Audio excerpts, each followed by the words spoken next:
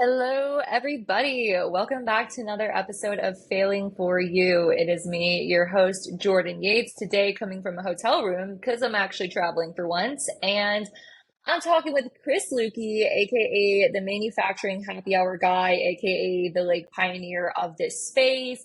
Chris, it's an honor to have you on. I feel like a kid that's grown up and is having my hero on my podcast. So thank you for coming on. This is so exciting. Excited to be here. I've been seeing the work you've been doing for a while, Jordan. You are certainly one of the leaders in the podcasting space in our industry now, so this will be fun. I'm looking forward to the conversation. Yeah, I'll be good. Chris and I just spoke at a conference together. It was like a few months ago now. So we got to share the stage up there. Now we're sharing the mic and getting into it.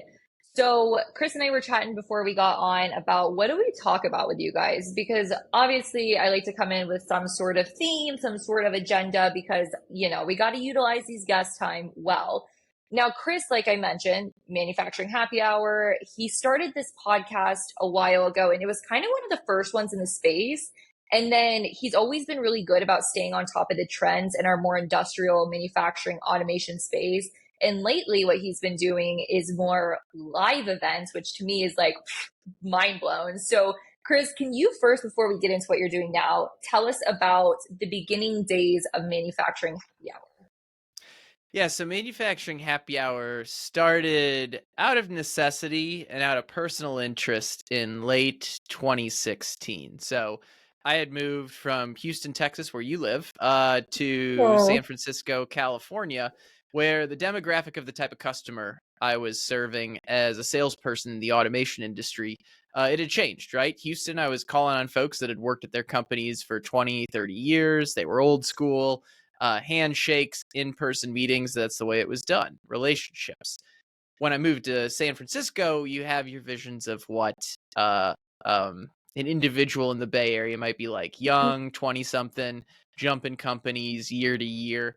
And there's some truth to that, right? Like I was calling on a younger demographic, and they weren't necessarily sticking around their companies as long as they maybe people had traditionally done so in the past. So I needed a way to resonate with an audience of, at the time, young millennials like myself that were consuming content through new ways like videos and podcasts. So one day I poured myself a beer in my apartment on a Saturday afternoon, recorded a little pilot video that I sent to some of my mentors in the industry and said, "Hey, I'm thinking about starting a video series where I talk about automation over a beer because we use a lot of jargon and buzzwords, and I really think we should be talking about these topics in a way that just makes sense. The way you talk about something at a bar, and we're going to record it on video. I'm just going to record it on my iPhone. And then after that, I'm going to send it in an email newsletter to my customers." And it was simple, right? That was it. Like nothing high tech. Didn't have to buy anything besides an extra tripod. Like when I started it, all I had was a selfie stick that I had to prop up on some books. So started very basic. And over time, I started sharing those videos to LinkedIn and YouTube and Hmm. getting it out there. And that's where I started to realize there was something there, because I looked at other industries like the travel industry, the hospitality Yeah. industry, other places were already using video and podcasts to show off what they were doing. And my thought was, it's like, we got a lot of physical stuff in this manufacturing and automation world.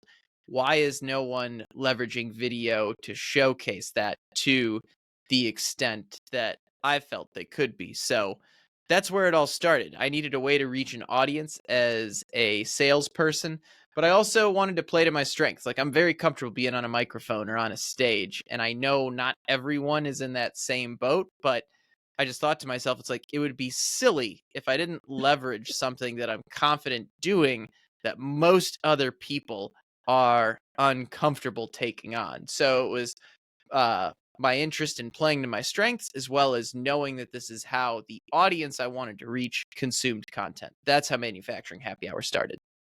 That's so smart too, because I feel like that was the same reason I started making content. My podcast came along probably like a year and a half after I started making content on LinkedIn, but it was literally I was in sales and I was like, I don't know anybody. Like, how am I gonna like call people up and just be a cold caller? So the same thing, like I was just making videos, post on LinkedIn.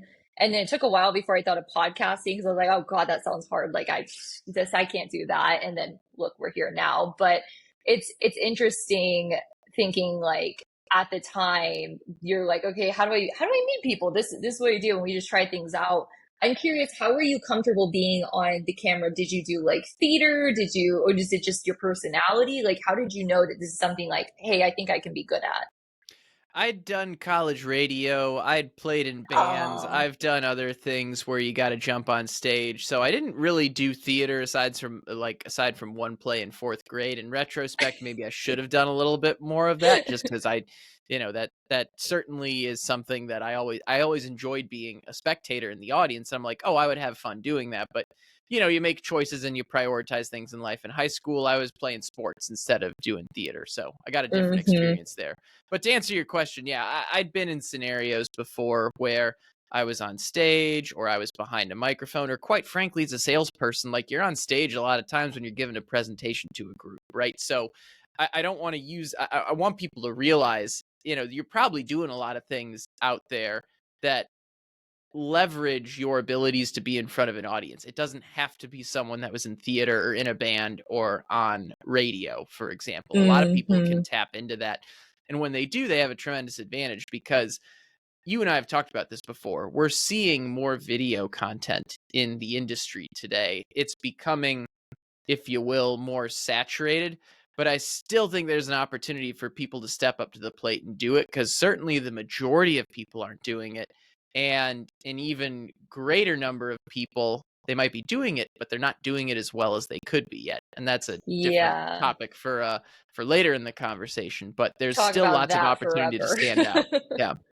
Yeah, no, seriously. And so now I want to talk more about like what you're doing today of like the live events. I just like had to address for the people who somehow haven't heard of you or just didn't know your backstory, how you got into it, because I think the same logic applies to where you are now of looking forward of doing live events. I've seen a lot of my favorite podcasters, not from this space, but like silly girl podcasts, like pop culture, like girly niche things where it's like they're doing live events. And I always wondered, like, what does a podcaster do at a live event? Like, unless you're a comedian, like I really didn't know. So I'm curious, one, how you got started of this thought process of I need to do live events, and then I'll ask you my 10,000 other questions after that. So let's start there. How did So you think I need to do a live event?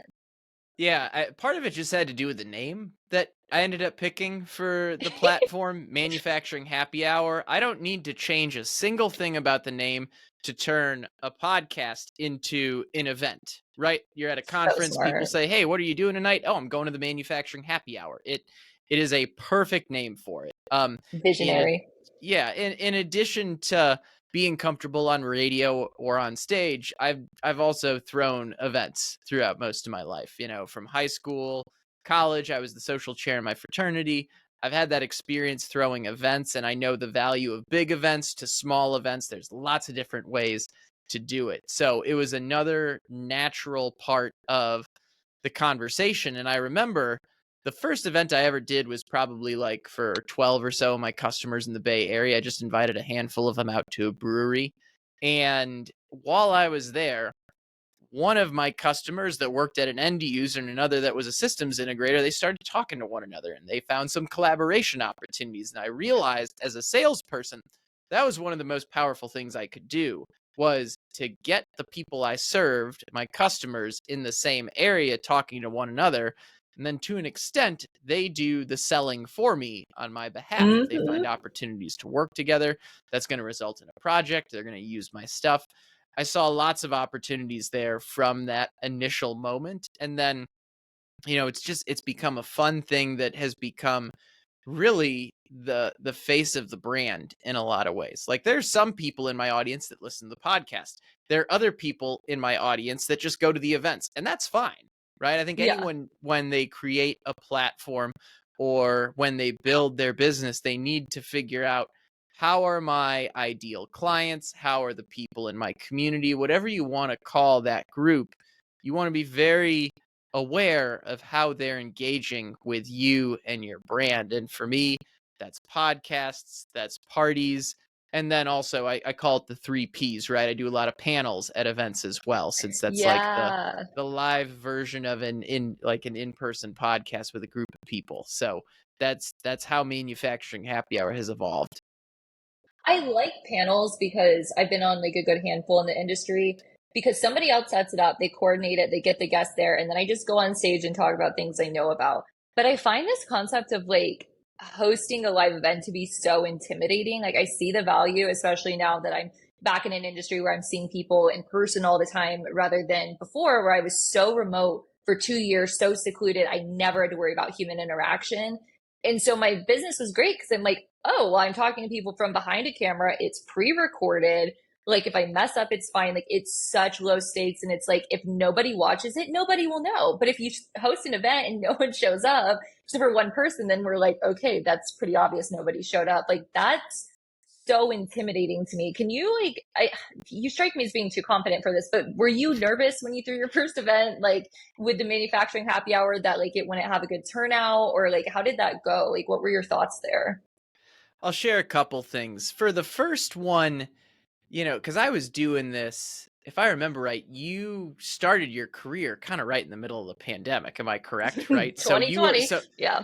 so like I was doing it pre-pandemic. So I Mm, was doing events like in person was kind of the thing back then in a lot of ways. yeah. In fact, most people didn't have virtual meeting. They rarely jumped on Zoom. So I think part of it was, hey, that was the norm for me was doing in-person interactions. A couple things. The first event, I had a good enough uh, amount of RSVPs that I'm like, okay, I know some people are going to be here. And I didn't set the expectation that it was just going to be this big thing. I'm like, hey, it's probably going to be like 12 of us hanging around a table at a brewery, right? So people went Hmm. in with the expectation that it was going to be a small, intimate event. So setting the expectation of what the event is like and getting RSVPs, that's one thing to kind of take away some of the concerns.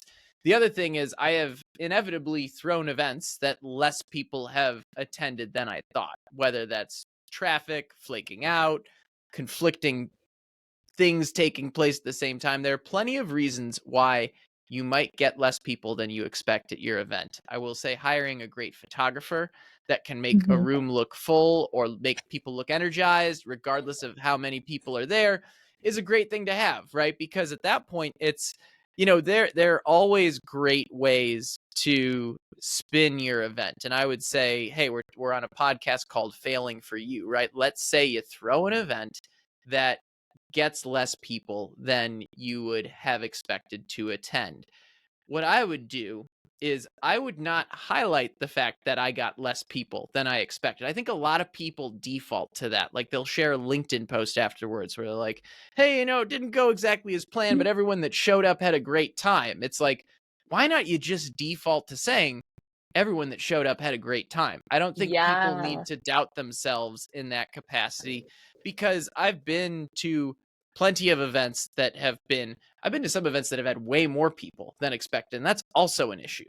But there's always a redeeming quality to any event, and I would say focus on the positives of that event and having the people that you had there versus focusing on the things that you're like, well, I didn't plan for the event to go this way, and I'm going to highlight that fact.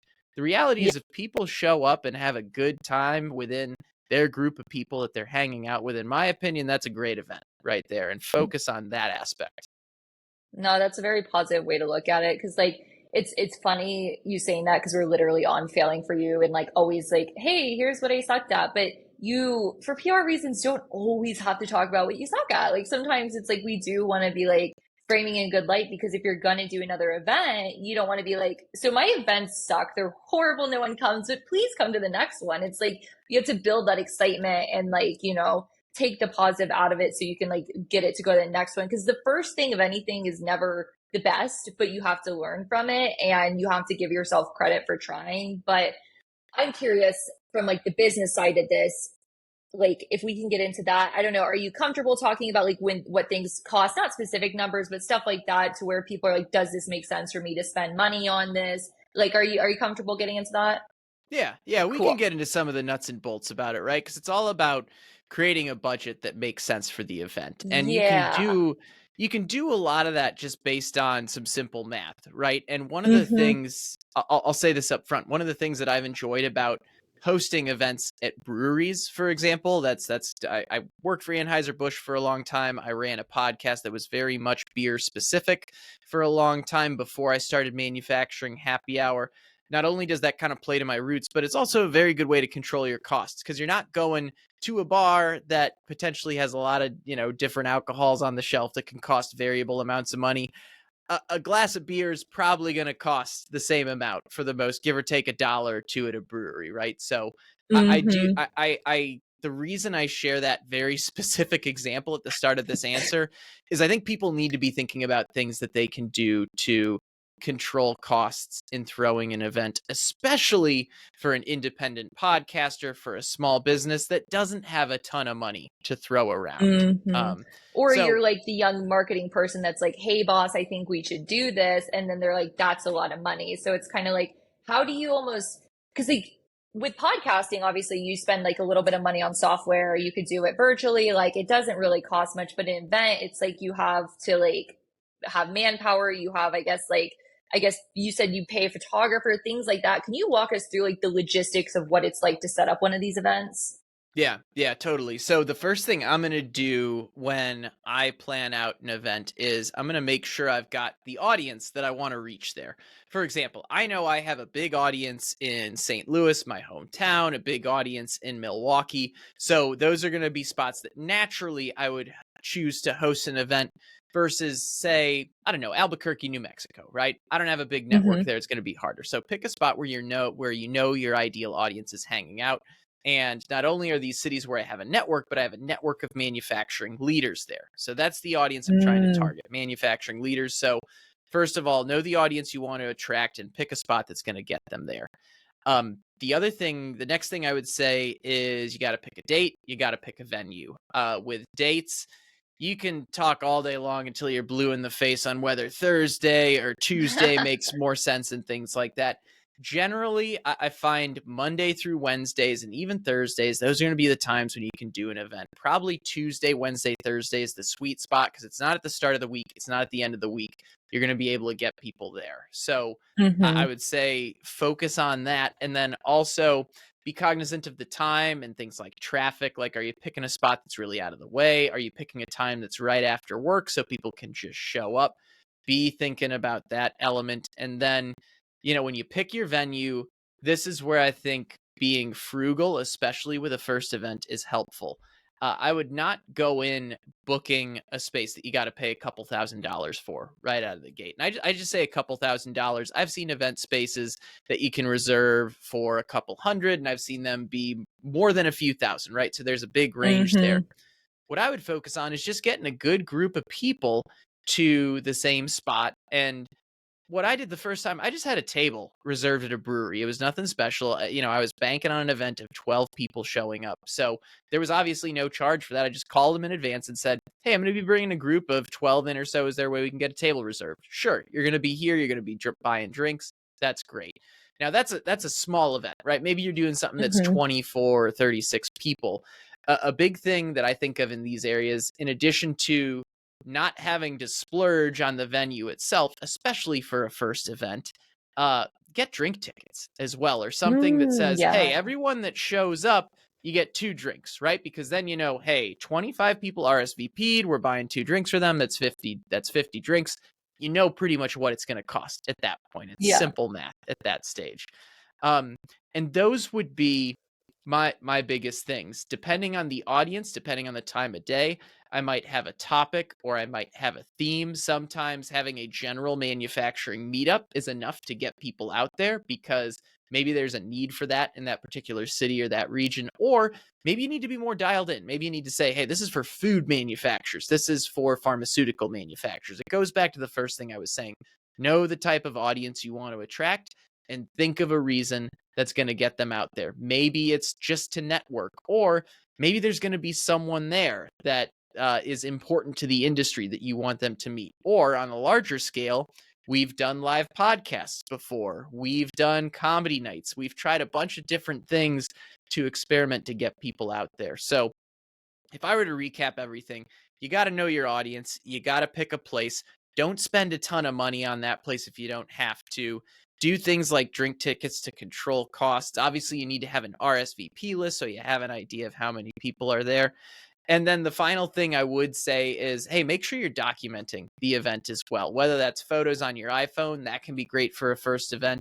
I'm at the point where I like bringing in a photographer because now that I'm doing larger events with 40 to 50, sometimes hundreds of people, it's great to have someone there that's dedicated to getting candid photos of everyone just having a good time. And that way, I can focus on being the host versus all the other logistics that go into an Yeah. event. No, that's such a good point. And I love that you're like a podcaster because you do think to like recap your stuff and like you're so good at getting it in like a good time window. It's so fun like hosting another podcaster. Just note on that. So one question, which I think maybe you mentioned in the beginning, but this is gonna sound like the dumbest question ever, but I'm gonna ask it anyways. My listeners are used to my dumb questions. What is the point of hosting a live event? Is it to get leads? Do you sell tickets and make money? Like, why? I mean, maybe because like there has to be something beyond the altruism of just like, I want to be around people who care about what I care about. Like, usually I'm thinking the business case. What are reasons to host a live event? My and first of all, that's a great question. There are no dumb questions in podcasting. So, great question first of all. The reason to host an event, I would go back to thinking of what are my goals as a brand? What are my goals as a company? Because there's no one correct answer to this.